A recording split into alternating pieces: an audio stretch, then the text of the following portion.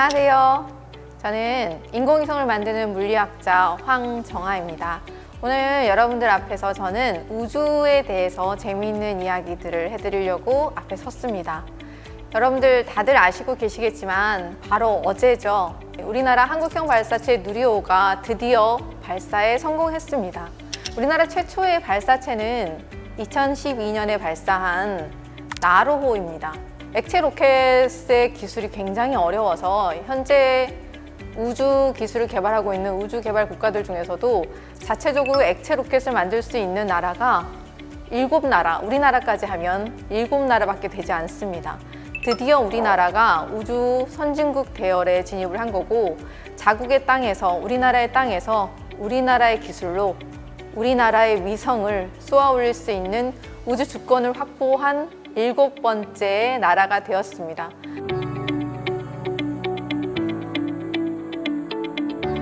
이쯤에서 우리가 우리나라 로켓의 역사를 한번 살펴볼 필요가 있을 것 같은데요.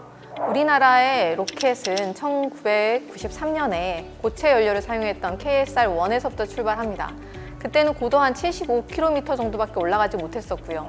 그리고 우리나라의 두 번째 로켓은 또 고체 연료를 사용해서 1998년에 발사를 했고, KSR-2는 고도 150km까지 올라갔고요. 이때 최초로 우리나라의 로켓으로서는 최초로 과학 미션들을 많이 탑재하게 되는데, 주로 플라즈마, 우주 플라즈마를 관측하는 탑재체, 엑스레이 관측기, 그리고 오존 관측기 등등을 싣고 올라가서 고도 150km까지 올라가는 동안에 지구의 이온층을 관측하는 임무를 주로 맡았었습니다. 그리고 드디어 우리나라가 액체 연료를 사용하는 로켓을 2002년에 발사하게 되는데요. 액체 연료를 사용하는 액체 로켓 KSR-3는 추후에 우리가 발사하게 될 나로호를 위한 기술을 습득하기 위한 목적이 있었습니다.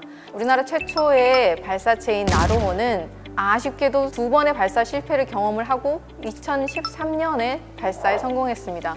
지금도 마찬가지지만 로켓을 쏘아 올리는 기술이 매우 어려운 기술입니다. 그리고 우주 기술은 어느 나라도 다른 나라에 기술을 넘겨주지 않습니다. 중국도 그렇고 미국도 그렇고 러시아도 그렇고 우주 기술이 국방 기술과 닿아있기 때문에 나사 하나, 볼트 하나, 어느 것 하나도 함부로 가르쳐주지 않습니다. 그래서 우리나라는 처음부터 모든 것을 맨손으로 해내야 했기 때문에 굉장히 많은 시행착오를 겪어가면서 시간의 축적이 있어야만 우주 기술을 확보할 수 있었던 것입니다. 사실 나로호는 제일 중요한 1단 로켓이 우리나라의 기술이 아니었었기 때문에 실제로 누리호가 우리의 로켓 기술을 제대로 확보한 첫 번째 로켓이라고 할 수 있죠. 우리나라에도 우주개발 중장기 계획이라는 게 있습니다. 그래서 우리나라 최초의 인공위성은 1992년에 발사한 우리별 1호고요. 그리고 93년에 우리별 2호, 98년에 우리별 3호, 그리고 2003년에 과학기술위성 1호. 사실상 저는 2003년에 발사했던 과학기술위성 1호부터 개발에 참여했었습니다.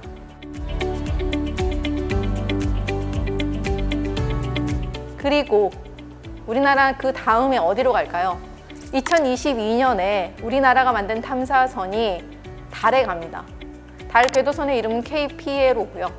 그리고 달 궤도선이 이번에 성공하면 그 다음에 우리에게 기회가 주어진 것은 달 착륙선입니다. 2030년에 달 착륙선과 로버가 발사될 예정입니다. 내년에 발사될 KPLO는 우리나라가 아직 달로 무엇을 보낼 로켓 기술까지는 확보하지 못하고 있기 때문에 스페이스X의 팰콘 9 로켓을 사용해서 달로 갈 계획입니다.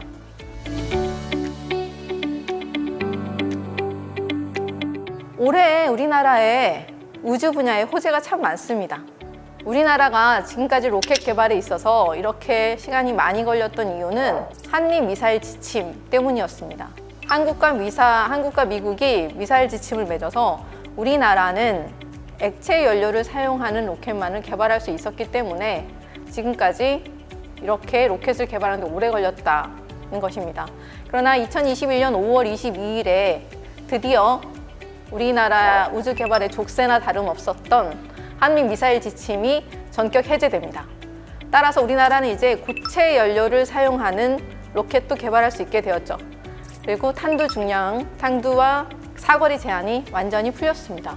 그래서 그 이전에 우리가 사용할 수 없었던 고체 로켓과 기존에 계속 개발하고 있었던 액체 로켓이 있고요. 그리고 하이브리드 로켓까지 개발할 수 있게 된 거죠. 우리에게는 이제 로켓 개발에 있어서 많은 옵션이 주어졌습니다.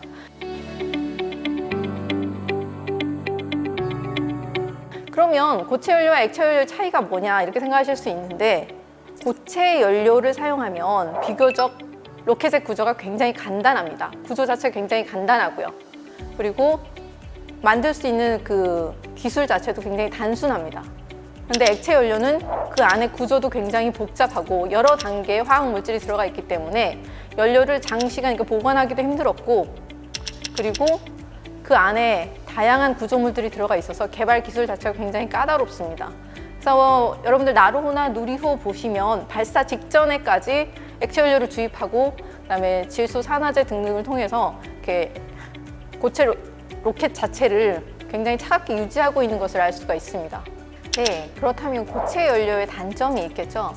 고체 연료는 아까 말씀드렸던 것처럼 폭발적인 추진력을 초반에 낼 수 있는 반면에 미세 조절을 하기가 어렵습니다. 중간에 추진력을 조절하는 것이 불가능하다는 얘기고요. 그러면 인공위성을 제 궤도에 안착시킨 다음에는 미세한 조정으로 정확한 궤도에 안착시키는 일이 중요한데, 고체 연료만으로는 이 일을 해낼 수가 없습니다. 그래서 액체 연료가 중간에 추진력을 조절할 수 있는 능력이 있기 때문에 고체 연료와 액체 연료의 장점을 합친 하이브리드 로켓이 요즘에 많이 연구가 되고 있죠. 그리고 이러한 로켓들을 기존에 굉장히 커다란 로켓들 말고 좀 작은 로켓을 만들어서 자주 발사하는 것에 사람들이 굉장히 관심이 많습니다. 이런 일을 자꾸 시도해보고 실패하고 도전하고 하는 일을 하기에 국가나 공공에서 하기가 어렵기 때문에 민간 발사체 업체에서 이런 일들을 많이 시도를 하고 있죠. 여러분들이 많이 알고 계시는 매우 유명한 스페이스X의 같은 경우에도 수많은 발사 시도 끝에, 많은 발사 실패 끝에 지금과 같은 기술을 획득하게 된 것이거든요. 그래서 민간에서 발사 시도를 하고, 그리고 발사체도 기존처럼 커다란 발사체일 필요 없이 소형 발사체로 가고, 그리고 발사 연료도 고체, 액체, 그리고 하이브리드 같이 하는 그런 발사체가 요즘에 각광을 받고 있습니다. 그래서 우리나라 우주 산업의 활성화를 위해서도 우리나라 한미 미사일 지침 해제는 굉장히 큰 장애물을 제거해준, 그래서 행운, 매우 저희 우주 분야에 있어서 연구자들에게 행복한 그런 지침 해제가 되겠습니다. 이러한 일들뿐만이 아니라 전 세계적으로 지금 아르테미스 프로젝트를 비롯해서 많은 국가들에서 우주로 나아가고 있는 중입니다. 그래서 K 우주 산업, 우리나라의 우주 산업의 활성화를 위해서 국가와 공공과 민간에서 모두 다 힘을 합쳐서 국가 경쟁력을 갖춘 우리나라의 우주 산업을 위해서 다 같이 노력하고 있는 중입니다.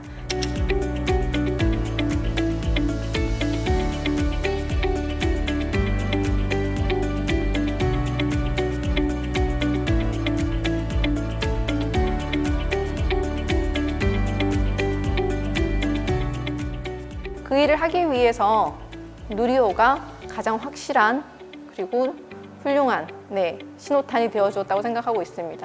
누리호의 발사에 함께 해주신 연구자들과 그리고 과기정통부 관계자들 그리고 국민 여러분들 모두께 감사드리고 싶은 생각입니다. 네, 감사합니다.